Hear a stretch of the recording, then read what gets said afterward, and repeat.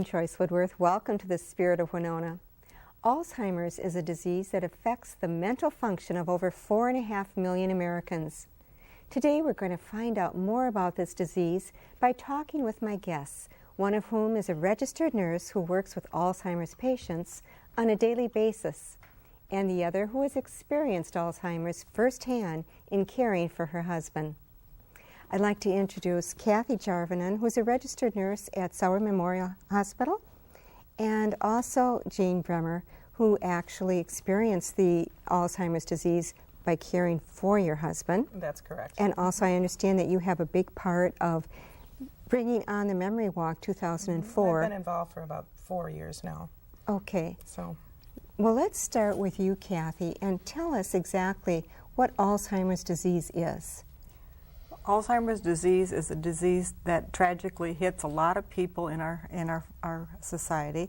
It's caused by neurofibrillary tangles and amyloid plaque deposits in the brain, and that disease process actually affects the way the nerves connect and people remember things. So it's a disease that affects memory, and it affects judgment, and it affects just functioning, body functioning. When did Alzheimer's have a name put to it, and how did they discover that disease? Well, I think his first name was Alois Alzheimer, was the person who discovered it in the early 1900s, but it wasn't given a lot of attention until, I would say, the last 20 years. It's necessary at this point to put a lot of emphasis on research to find a cure for it. Mm-hmm. Is that possible? Do you think there can be a cure for Alzheimer's? Well, I think we're getting closer and closer. There's all kinds of research that is being done, and the most important thing that we feel right now is that we can take some of these good theories that have been discovered and put them into clinical trials so that we can find out if what they believe is really true. Now, I understand that to diagnose it, you cannot diagnose until the person has died and they do an autopsy on the brain. There are other ways to diagnose it. I think that concept of diagnosing it when they're dead is probably what people want absolute proof, but really and truly there's psychological testing that can be done with regard to the memory. There are MRIs and there are scans, CAT scans and positron scans that can be done to identify how the brain actually is functioning. Well, let's talk about some of the symptoms of Alzheimer's. Most people, the symptom is the memory. I think that's the thing that really everyone notices immediately, is the fact that a person with that disease cannot find words to describe what they want to explain or talk about.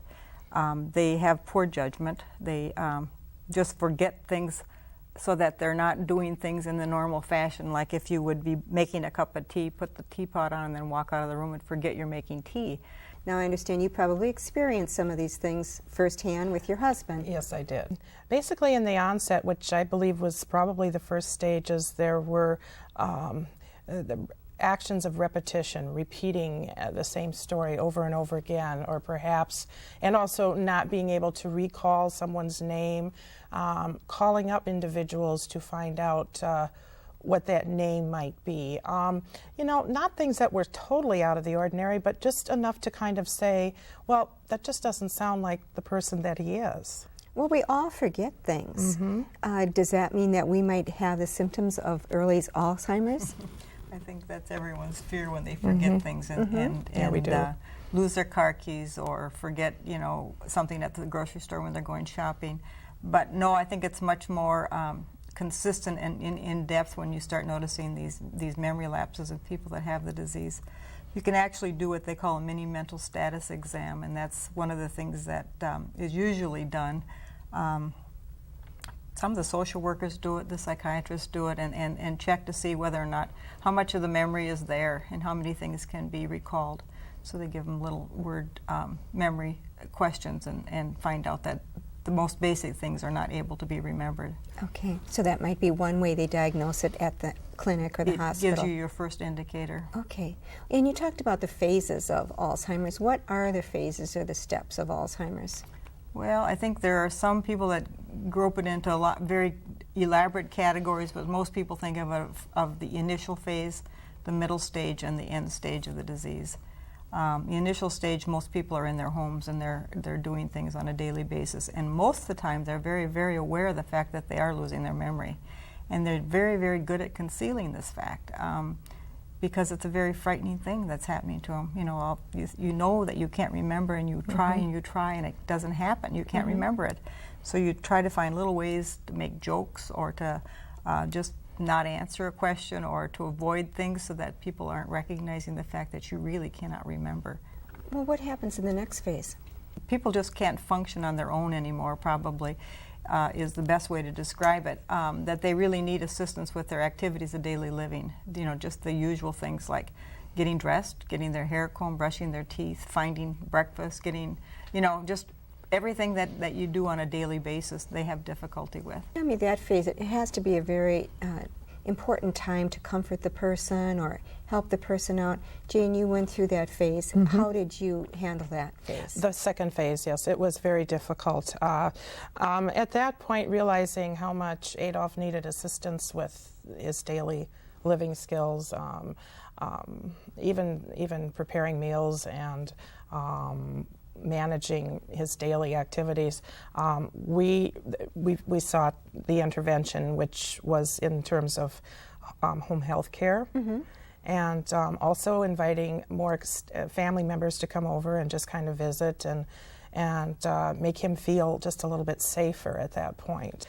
It's very hard on caregivers, and it's very hard also on people, friends, family, who are attempting to communicate with a person with Alzheimer's, and finding that you're very frustrated in that you're not able to share at the level that you once were able to with that person because of their memory loss or their inability to express themselves. With your experiences, did you find some kind of tips that you can help other people that are caregivers for Alzheimer patients? You need to try to listen and understand what they are saying, and not to criticize, not to get too excited, because this only agitates the situation.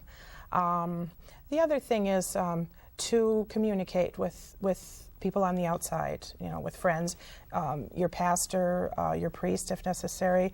One of the things that I found very interesting was a visit to a psychiatrist with Adolf here in the community. He made the comparison of using a newspaper as example. For example, when a newspaper is delivered to a lot of individuals, sometimes there are parts of it missing. The whole newspaper isn't there.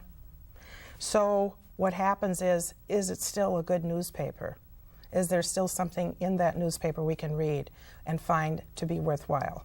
And I guess I like to use, that was an example the psychiatrist actually used in explaining to Adolf somewhat of what happened to him. And it was rather reassuring at the time.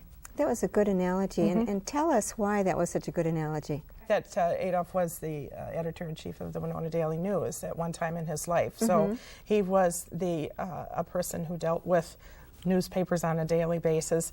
I think about it often, and it works for other people too, Sure. but this made it even more interesting. And you were telling me something that really was comforting to him during that time, something about the music. To reflect on something that they've always enjoyed in life. And in many cases, music is something that it goes back to our very early memories.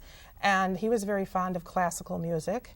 And so at this point, he wasn't very sure as to how to operate the CD player. So we stepped in and putting on certain pieces, and it was very tranquilizing for him. It was very soothing, and so music does play a part in the Alzheimer's individual's life, and all the way up until the point where he was actually in a long-term care facility, and no longer able to really do anything but just to listen. So it's very important. Kathy, is there a difference between common dementia and Alzheimer's? Actually, all of dementia can have facets of Alzheimer's. Alzheimer's is just one type, and the origin of it is categorized as Alzheimer's. But there's all kinds of dementias. There's multi-infarct dementia, which is a result of, like, say, multiple strokes to the brain, and there's dementia related to alcoholism. There's dementia related to Parkinson's. There's dementia related to a lot of diseases. So they just kind of categorize it all together as dementia. What can you expect as far as the phases? How long will they be in each phase? Well, it can vary from person to person, but the early phase, I would say, is sometimes 2 to 3 years long, and then maybe by about the 4th or 5th year, they're probably going to need a lot more attention than they're getting at home. In terms of the caregiver that would be with that individual would have to be with them 24 hours a day, and I'm sure everyone's heard about the 36-hour day, which describes the amount of time it takes to care for a person with a memory loss, because you are always concerned about them being safe. That's your major concern, is the safety. And so you have to be wakeful and watchful, because they'll get up at night and roam around and do things. Time is not a reality to individuals with Alzheimer's. There's no concept of what time it is, and if you say to someone, I'm going to return in an hour, that hour could actually be like a day to them. You could hand the person that normally would know how to brush their teeth the toothbrush, and they haven't the clue as to what to do with that brush. You have to actually sometimes show them how to brush their teeth or to comb their hair. So that's kind of the middle stages. And in the end stages, the memory is so lost that even remembering how to eat and even wanting to eat, the appetite is lost, and eventually people start losing a lot of weight. And most of their organs stop functioning as well as they did, and that's how people just go into the end stage of their life. It sounds like a very devastating disease. Tell me, is there hope for the Alzheimer's patients? I'm very hopeful. That's why I've been really involved with the Alzheimer's Association for a long time. It's primarily the part I'm hopeful about is the research that's being done now. There are a lot of different approaches being taken. First of all, the diagnostic approach is being looked at, how it can be diagnosed earlier, the genetic approach, medication approach, all of these different things that can help people. And I think that if adequate funding is achieved, which we're searching for right now, I'm on the state Public Policy Committee, and we're actually going to Congress and asking for more money through the National Institute of Health. And so that's been our focus this year, and if we can get enough money to put enough into clinical trials, I think there's a lot of hope. And to me, it's one of the most important things that we do because of the population that is going to be involved with this, the percentage of people that will have this disease as our demographics change. You know, we're all getting to that stage. You know, the biggest part of the baby boomers is going to get into that group soon. So soon we're going to need many more facilities to accommodate, if we don't find a cure, to accommodate the bigger portion of the population. Well, let's stop right here and talk a bit about your memory walk that you had on September 25th. I understand the title is Taking Steps to End Alzheimer's. This is one very good step for curing Alzheimer's. Tell us how you do that, and tell us about the Memory Walk, which I understand is your 11th one. This is the 11th annual Memory Walk, sponsored by the Winona Area Alzheimer's Network. Thank you, 2004! Enjoy your walk around the lake, and remember the nurse is there if you need her. Have a good time. Enjoy the sunshine this morning, and we'll see you when you get back.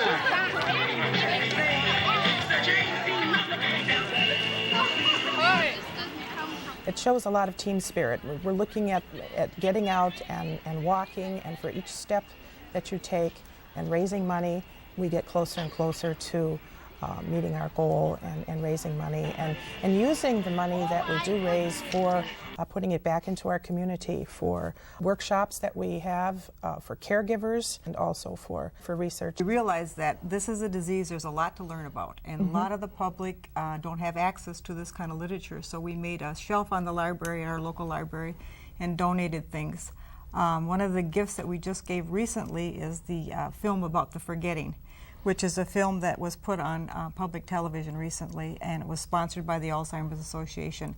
And people can go and check that material out and get a chance to watch and learn more about the disease. Let's talk a little bit more about your sponsors of Memory Walk, how it started. It had a wonderful beginning because we had a cross-section of people getting involved with this, a lot of social workers, nurses, and people in the community, and we decided we had to do something to get research going, because we could see the devastation to families. And so we went out and asked a number of people to help us, but one of the most important helpers that we had was Ben Miller.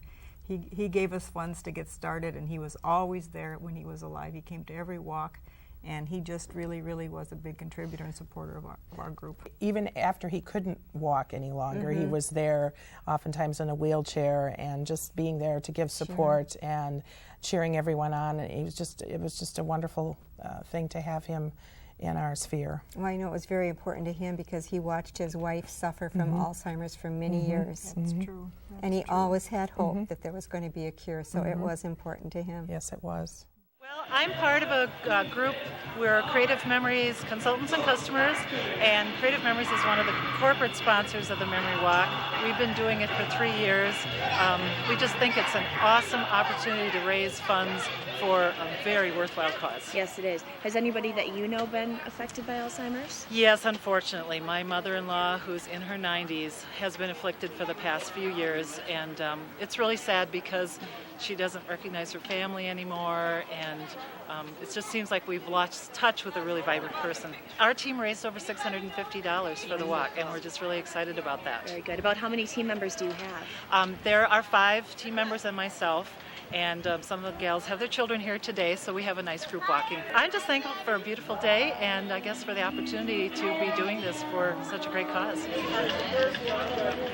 Our mother and grandmother, great-grandmother had Alzheimer's, and we as a group are here to bring awareness to Alzheimer's as well as to raise funds to combat that terrible thing. Wonderful. Now, how long, or when did she actually get Alzheimer's?